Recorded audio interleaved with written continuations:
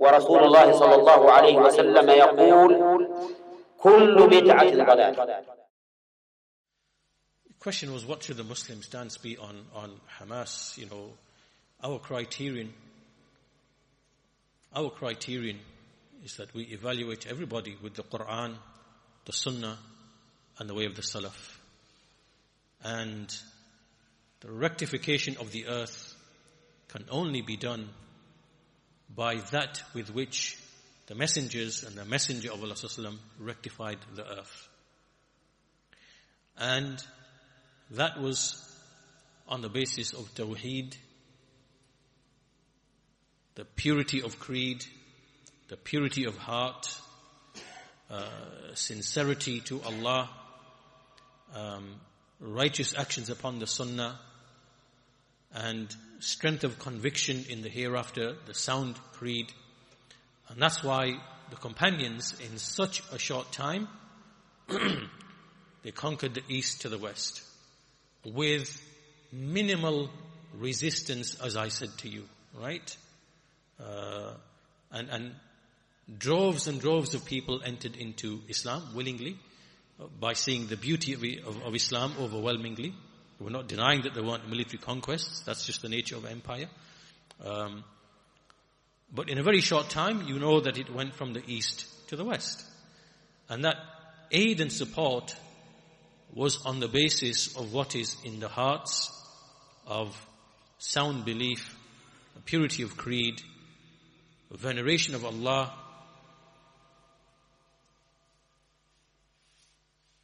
Now,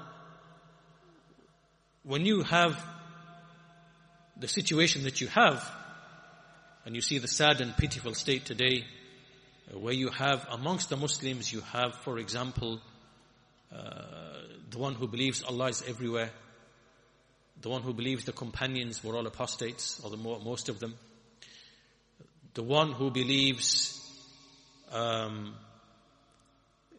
you have the communist, right? So you have the socialist, you have the communist, you have all of these people, all of these beliefs, all of these doctrines. And what are they fighting for?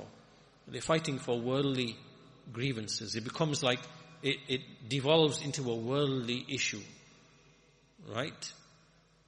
And so you have mixed within all of that, you have sin and disobedience in the Muslim nation.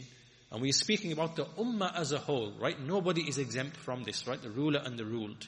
It's everybody, right? We have all of these things present, and which means that it's really not possible for Allah's aid and Allah's support to be given to the ummah in the way that it was to the Sahaba, because we have all of these barriers and hindrances to that. And so therefore, when we come and look at these kind of groups which are present, whether it is Al-Qaeda, whether it is Daesh, ISIS, whether it is Hamas, whether it is, whatever it might be, then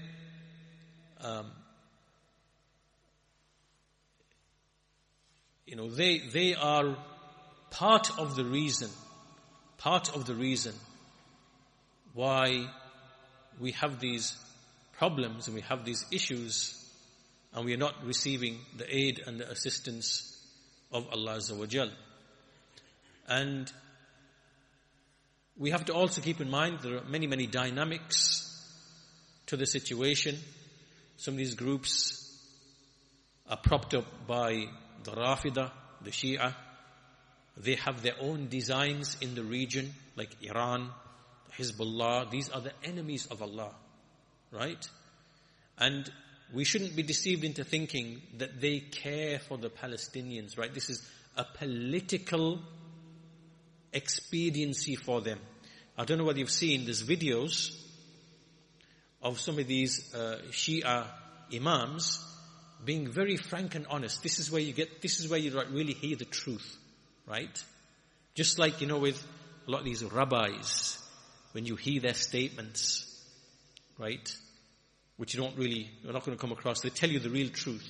In the same way, some of these clerics of the Shia, the statements of these, I just saw some the other day saying, what's all this Palestine thing? These are Sunnis. Right? Who cares about Palestine? The Jews are better because even though they're upon disbelief, it's better for us to live with them. Whereas with the Palestinians, because they consider them to be hypocrites, like Sunnis are hypocrites, right? Because they ascribe to Islam, but really they're not. So who cares about them? We don't. That issue doesn't even concern us at all, and we'd rather live with the Jews, right? That's what the Raafidah, the clerics, are saying that. Okay, so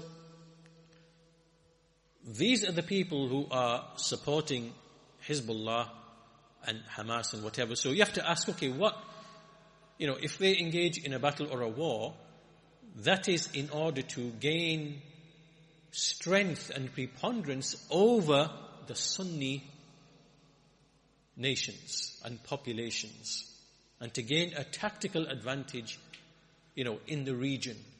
And if there is any fighting that takes place, who knows that there not going to be any collaboration between the Rawafid and the Yahud to target the Sunni, right? Because this has happened in history. In history, this has happened. It's known about the Rawafid that this is what they do, right? So because there are some dynamics in place, it becomes a very, very confusing situation. And that's why the common person shouldn't really speak on these issues, because he's going to put himself into trial. But what we do say is we make dua for the Muslimin in whichever place they might be. We aid them and support them in whatever way we can, with dua, with sending of wealth through legitimate channels for relief, making sure that it is through legitimate channels and it's not going to any kind of extremists or whatever like that, because this issue of wealth and charities, we have to be very careful with that, so that the relief reaches them of medicine, of food, of drink, of clothing, or whatever it might be, and to make dua. That's what we can do. And, to pray at night and to make dua for them and do whatever we can. And also to make dua for the leaders of the Muslims, that Allah, gives them support and aid in doing that which is correct. And, this is what we can do. But the wider issue here is, just like Shaykh al-Islam Ibn Taymiyyah rahimahullah, in his time there was an issue when the Mongols came from the east, and the people came out and they were scared and terrified, and they started going to the graves and seeking refuge in the grave of Abu Umar and so on and so forth and whatever.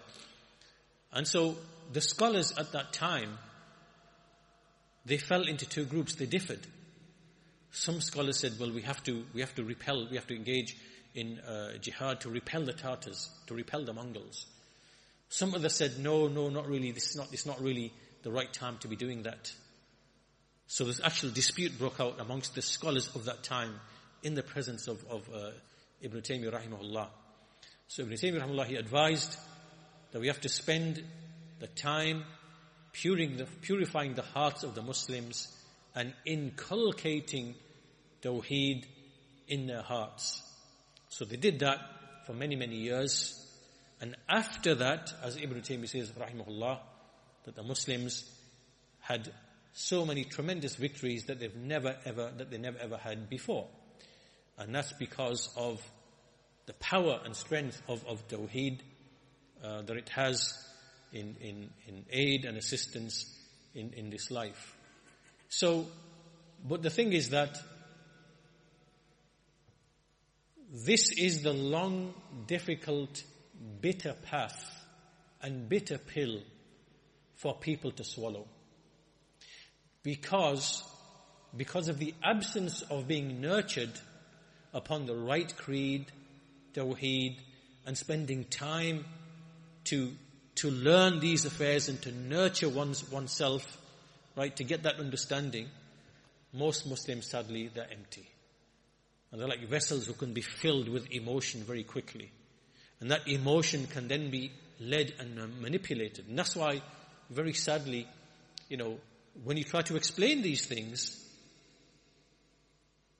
you're going to get an emotional response from the average Muslim, because he does not appreciate these things, that there are laws and rules in Allah's creation by which things happen, right?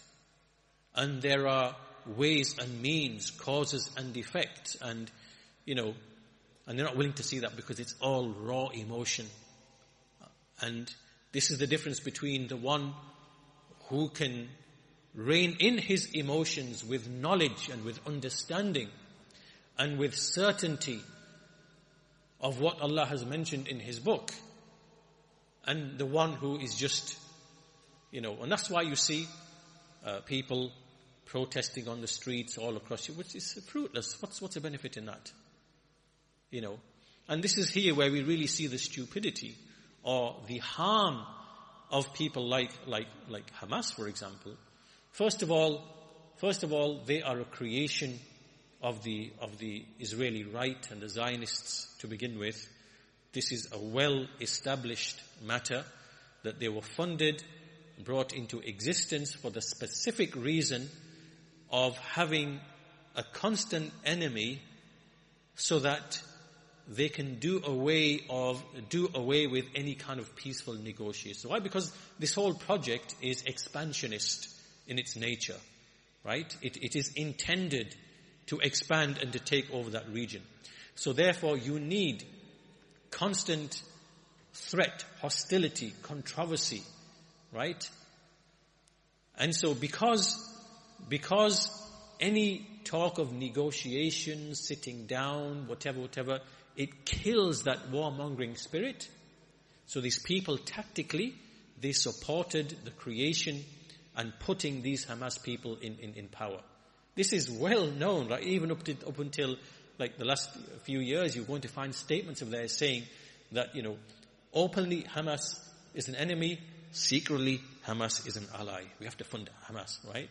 So you have to imagine like the hypocrisy of on the one hand, you're funding Hamas. Let's get Hamas to rule over the Palestinians. Let them have democratic elections. Let the Palestinians vote in the Hamas. Let's put all this in place, right? And then, because they're going to be hostile and they don't want any negotiations, they just want whatever, that will then serve our purpose of saying to the world, see, they want to destroy us and whatever, and when hostilities break out, we can then use it as an excuse to expand, the region and to take over the Gaza and whatever. This is a ploy, it's a trick, it's a tactic that they are using. And then you see all these crocodile tears about, when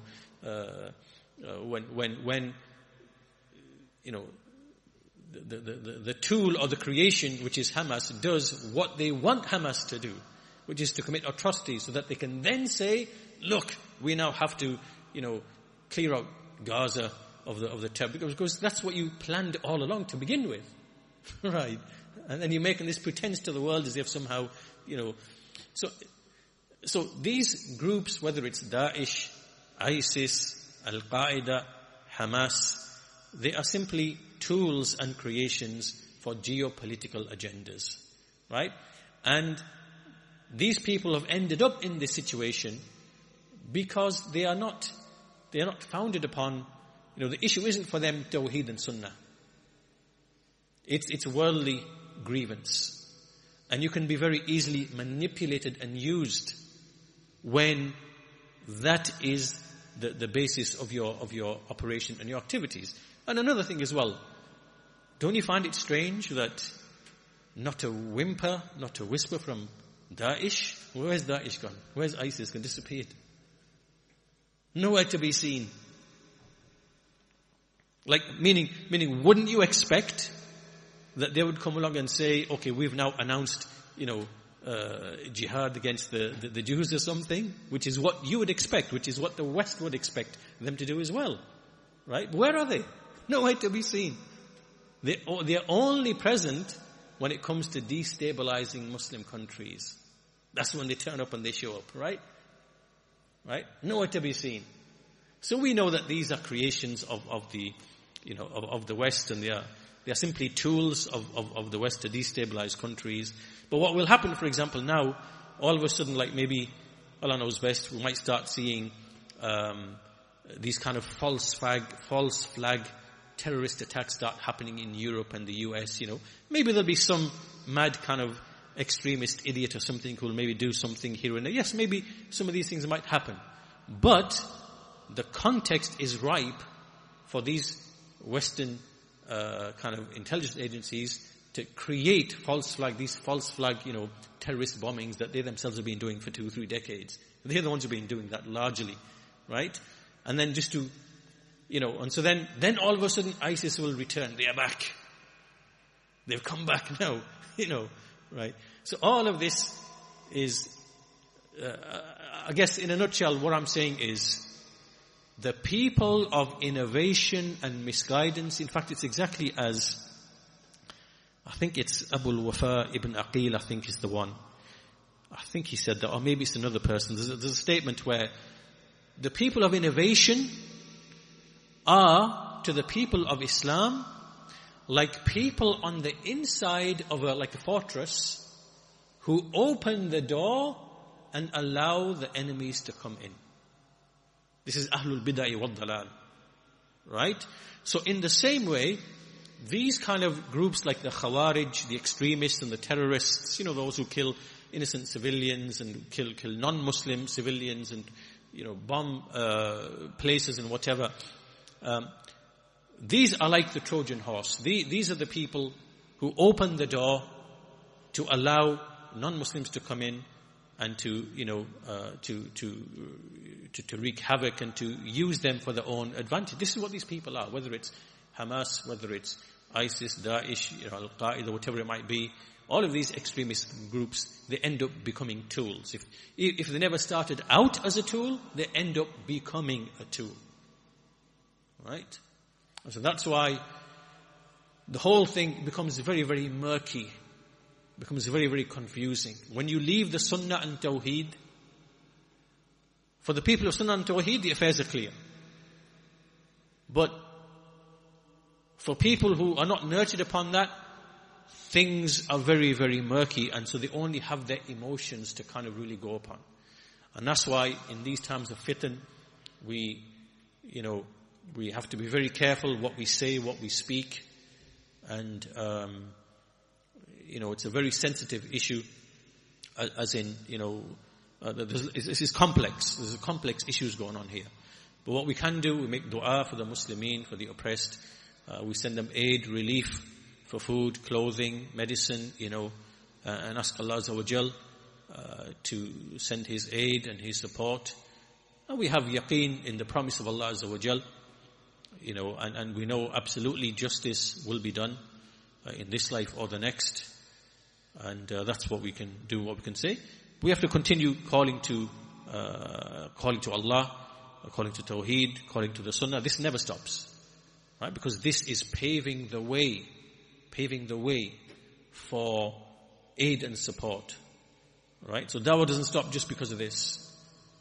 We continue because that is the foundation of rectification, right? And it's the moral justification for everything else that follows on from that. So we'll suffice with that, inshallah ta'ala. Allah knows best. Walhamdulillahi Rabbil Alameen. Wa sallallahu ala nabiyyina Muhammad wa ala alihi wa sahbihi ajma'in.